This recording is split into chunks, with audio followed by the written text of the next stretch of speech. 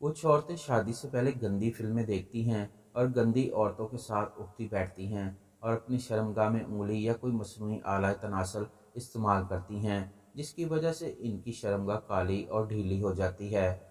कुछ औरतें शादी के बाद बहुत ज़्यादा हमबिस्तरी करती हैं, दिन में 2-3 दफ़ा या रोज़ एक बार।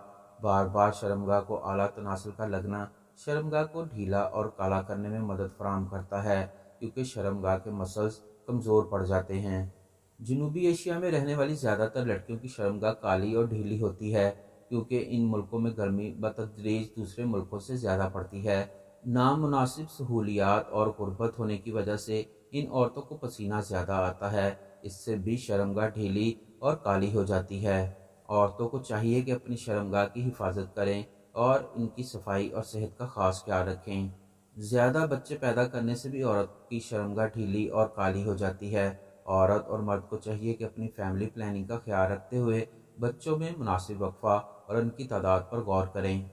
अपनी शर्मगाह की हिफाजत ना करने वाली औरतों की शर्मगाह ढीली और काली हो जाती है।